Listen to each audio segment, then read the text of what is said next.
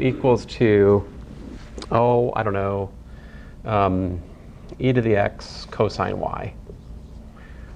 Check it out. uxx is equal to, well, u, and uyy is equal to, well, minus u. So therefore, uxx plus uyy is equal to 0. Because if we differentiate cosine, we get minus sine. Differentiating sine, we get cosine. So we get back where we started with a minus. Differentiating x does nothing here. So hooray, harmonic. Let's find the harmonic conjugate. So how do you do that? Well, what you want to do is integrate the Cauchy-Riemann equations. Right? So here we go. We want to have Vx equals to minus uy. And we also want that Vy is equal to ux, right? So we want to solve partial V, partial x is equal to, looks like e to the x sine y, I think. And we want to solve partial V, partial y equal to e to the x cosine y.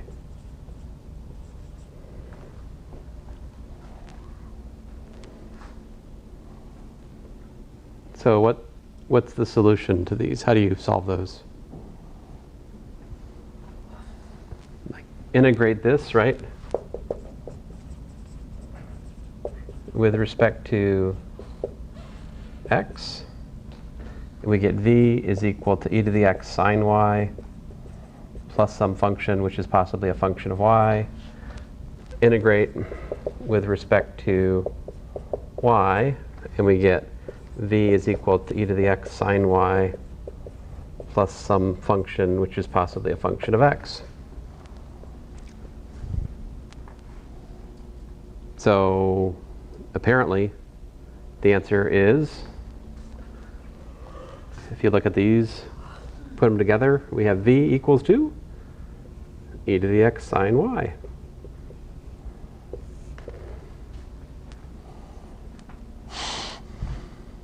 Now, if you don't like what I just, so remember calculus 3, we calculate the potential function for a conservative vector field.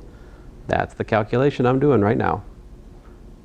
I'm integrating partial differential equations and adding constants of functions as appropriate and then merging them. Now, if you don't like that, there's another way that's more rigorous, which is I could have just taken this, right? And then I could have plugged that up in here to find it. Yeah. I'll do that next time, but technically we've got plus some constant, yeah?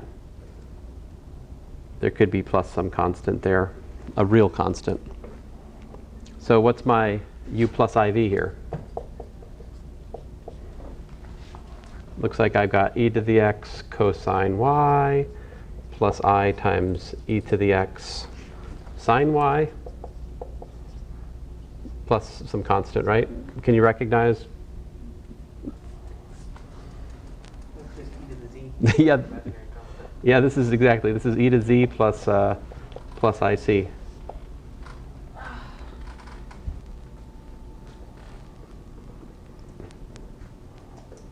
And if you get to know your elementary functions in here, you don't have to do the calculation.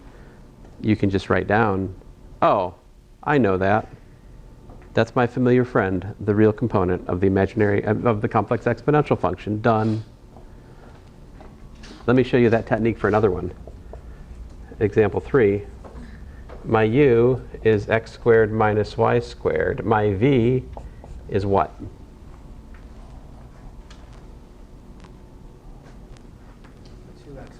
2xy. Woohoo! Why is that? Because Shane remembered that z squared is x squared minus y squared plus 2ixy. So he recognized if that's my u, then a choice for v is 2xy.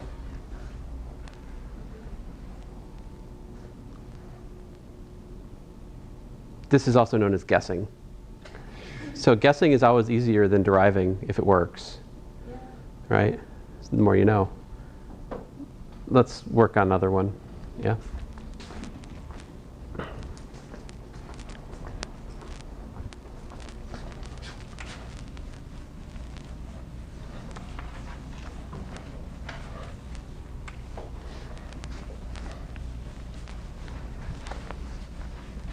What if we were up against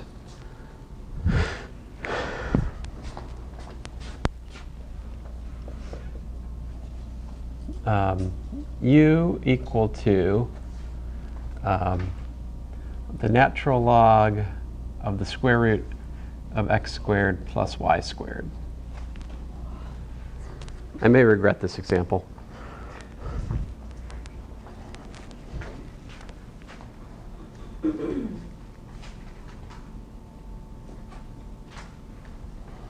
First of all, is this harmonic?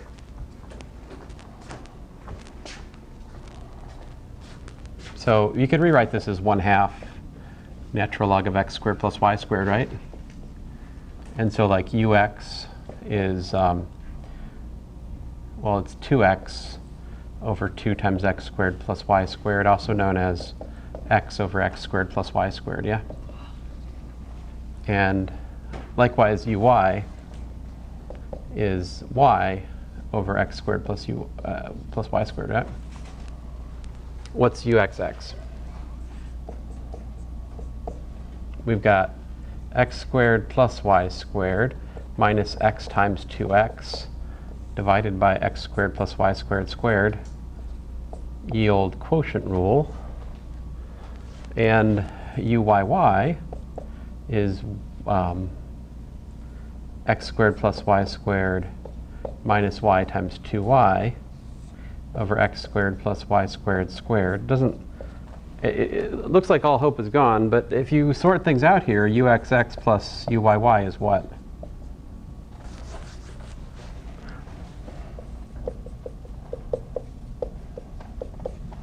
Well, look what we got. We got x squared plus y squared minus 2x squared plus x squared plus y squared minus 2y squared divided by x squared plus y squared squared, also known as 0. Sort of anticlimactic. So this function is harmonic where? Where is this function harmonic, guys?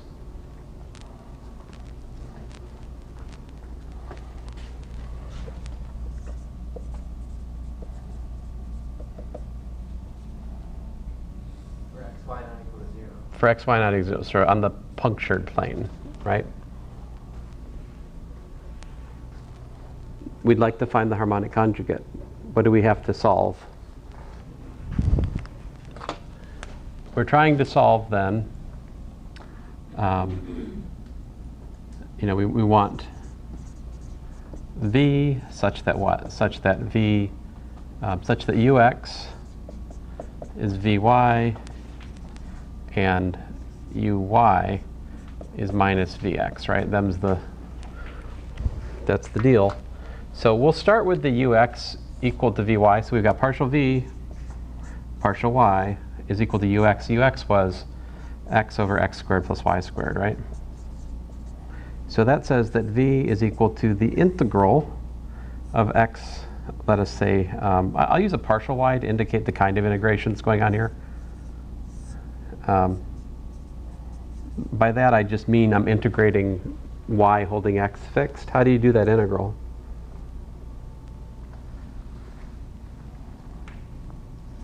Or 1 over x.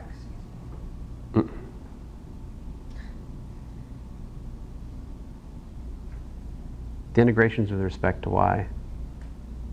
Like there's a quadratic in the denominator. It's not a natural log, it's something more insidious. Let me make a step. Factor x squared out. Now, I'm sorry, Shane, if you were saying something reasonable and I just didn't hear you. It's very, very possible.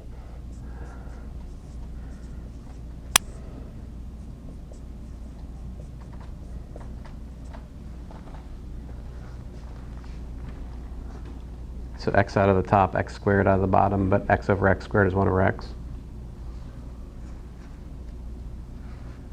This is a what?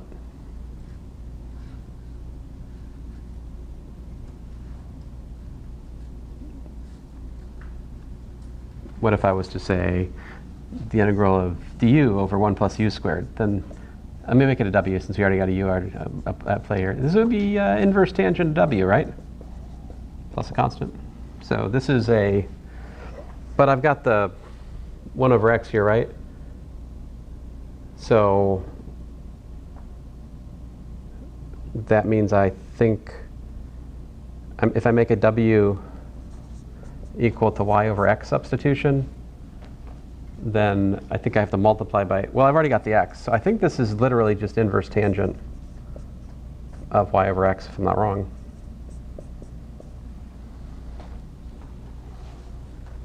If you differentiate that with respect to y, you get 1 over 1 plus y over x squared times the derivative of y over x, which is 1 over x. So we good. Oh, okay. I thought it was a question. That was just an adjustment. Let's see here. So then what? Then we can plug this, I mean, plus a constant, right? Which is possibly a function of x, right?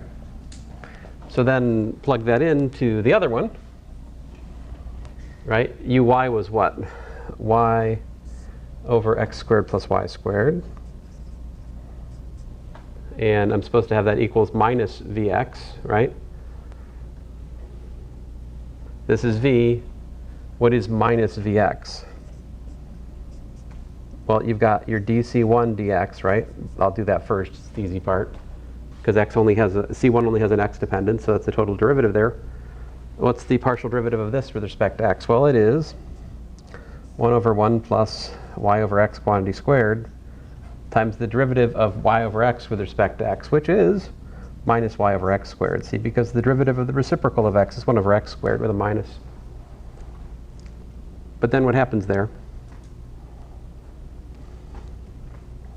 Oh, I lost something kind of important.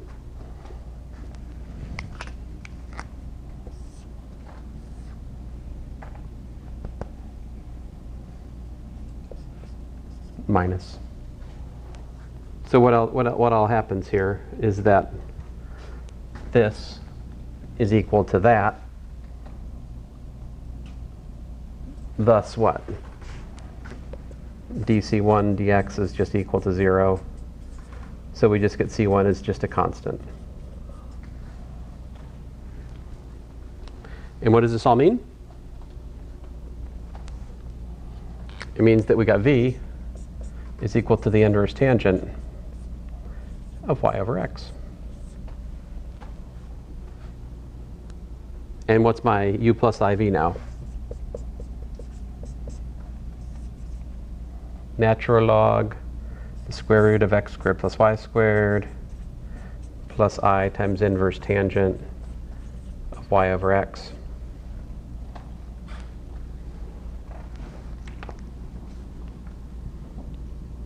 Can you recognize what this is? It's the principal log in the first quadrant. It's a principal log in the first quadrant that is 50% true. Second quadrant as well?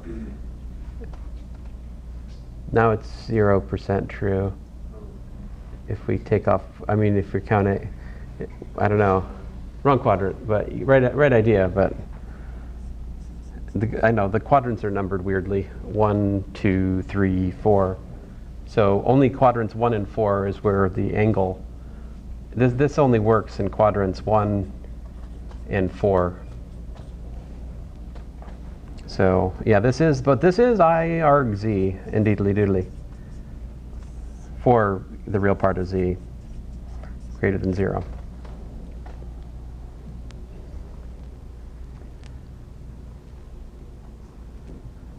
The thing is, if you think about how we define standard angle, right?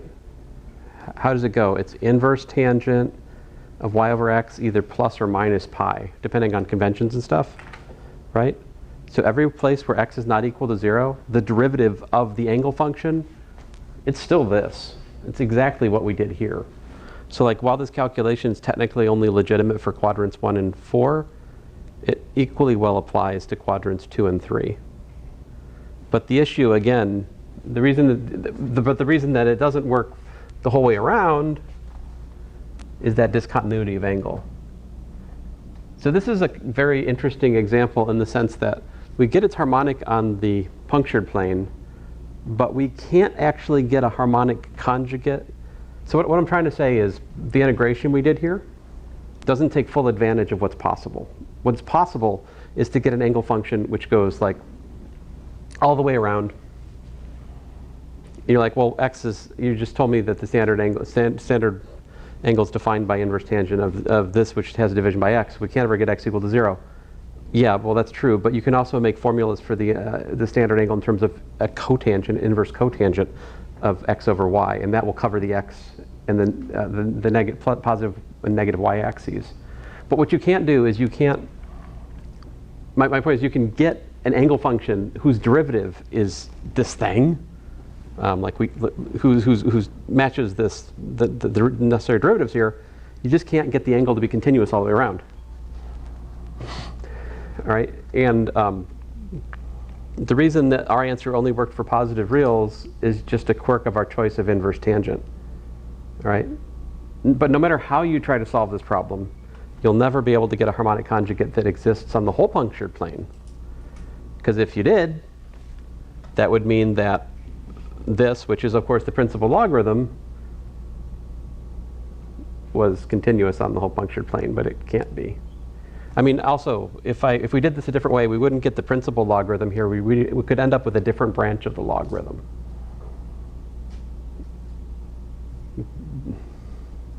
So it's kind of funny. This one, while it's harmonic on the punctured plane, the harmonic conjugate we can at best get for a slit, for like a slit complex plane.